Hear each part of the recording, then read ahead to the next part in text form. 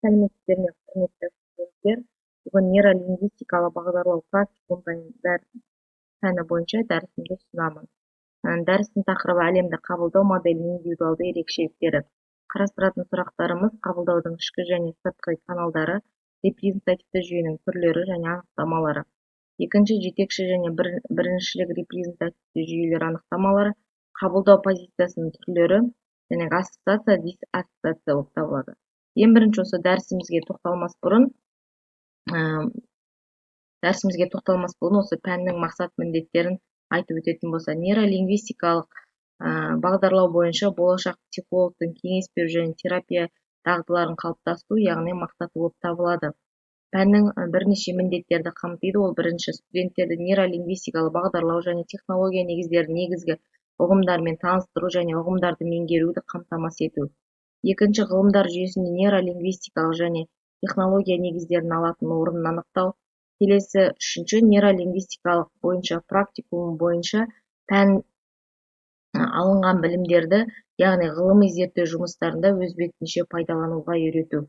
Енді дәрісімізге келіп тоқталатын болсақ, репрезентация дегеніміз, яғни біздің тәжірибеміз қалай ұйымдастырылған және біз әлемді қалай суреттейтінімізді анықтайтын жүйе болып табылады. Оның өзі нейролингвистикалық бағдарлауда адамның психикасын 4 репрезентативті жүйеге бөледі екенбіз. Яғни бірінші визуалды репрезентация, екінші аудиалды репрезентация, үшінші кинестикалық репрезентация, төртінші аралас репрезентация болып табылады.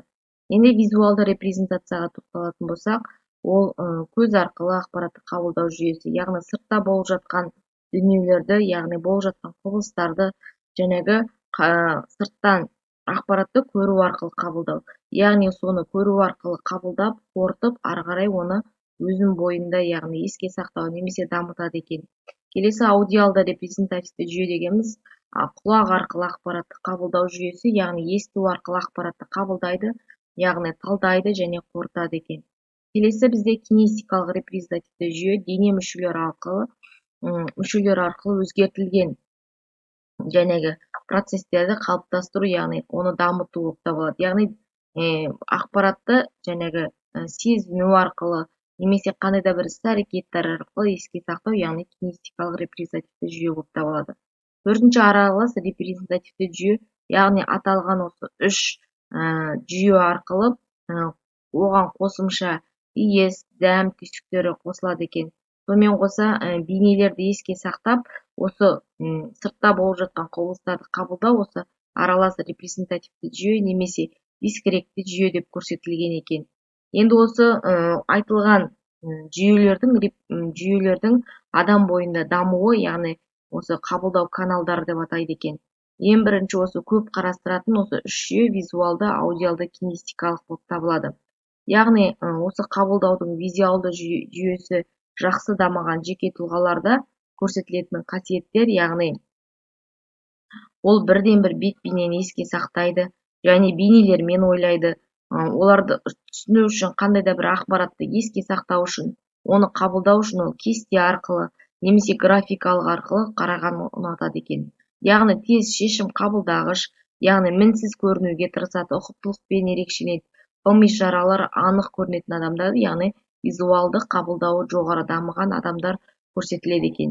Келесі бізде аудиалды қабылдау дегеніміз, яғни аудиалды адамдар деп айтамыз, немесе жеке тұлғалар ақпаратты көбінесе есту арқылы қабылдайды, яғни оларға айтылған ақпарат емес, және оны айтылу жолы көбінесе еске сақталады, яғни тон, интонация, дауыс көбінесе соған мән береді екен. Ол адамдардың жеке тұлғалық қасиеттері, яғни әсерлі дауыспен, үнмен сөйлейді үнемі, өздерін сыртта естігенді ұнатады, көп кезде мысалы үшін жұмыс атқарған кезде, немесе қандай да бір іс-әрекет кезінде, демалған процесте өзінің музыканы тыңдау арқылы жүйеге асқанды жақсы көреді. Ол сөздерді анық сөйлегенді ұнатады, сонымен қатар түсіндіргенде жақсы еске сақтайды. Және де ой үстінде немесе есте сақтау процесінде ол қайталау процесін жүзеге асырғанды ұнатады екен. Келесі бізде кинестиктер дейміз, немесе кинестикалық қабылдау каналдары жақсы дамыған жеке тұлғалар көбінесе осы кинестиктерге маңызды болып келеді. Сезім, сезіну процестері.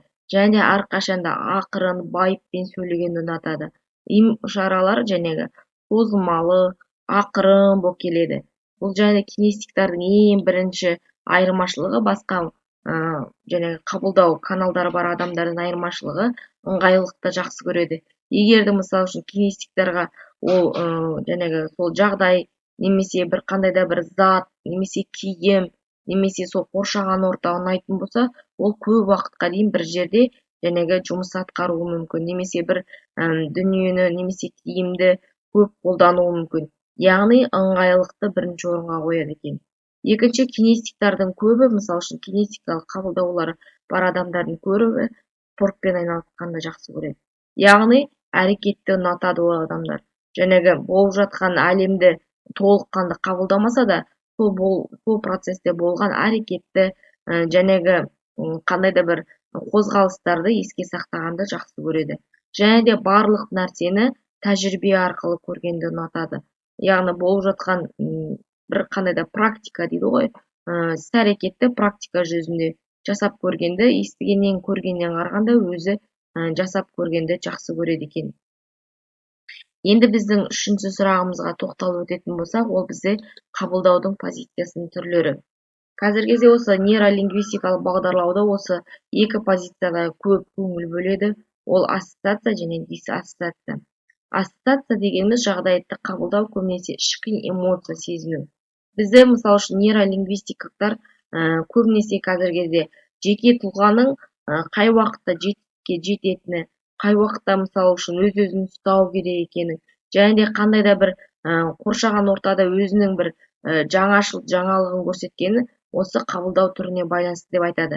Ассоциациясы жақсы дамыған, мысалы үшін ассоциация қабылдау деңгейі жақсы дамыған жеке тұлғалар, яғни жетістікке жеткен, және диссоциациялық қалыптасуды шеттетіп қойған адамдар деп айтылады. Оны қарайтын болсақ, ассоциативті адамдар мысалы үшін өзін бірнеше ракурста көре алады екен. Яғни өзін денесін қойып, мысалы үшін психологиялық жаттығу арқылы өзінің басқа ортада отырғанын, немесе өзінің кішірейткен бейнесін, яғни адамның нервтік жүйесі, жүйке жүйесі бірнешегі әрекеттерді бір уақытта қолдануына мүмкіндік береді осы ассоциация қабылдау түрі.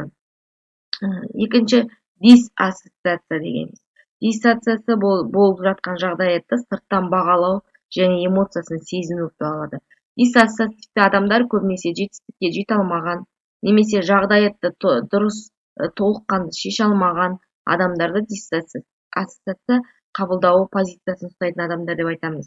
Көбінесе мысалы үшін диссоциативті адамдар болып жатқан жағдайды өзіне қабылдамай, оны сырттан мысалы үшін бақылап тұрғанды, немесе сол болып жатқан мәселені шешуге қорқатын, немесе оны қабылдауға қорқатынын көрсететін адам диссоциативті адамдар деп аталады.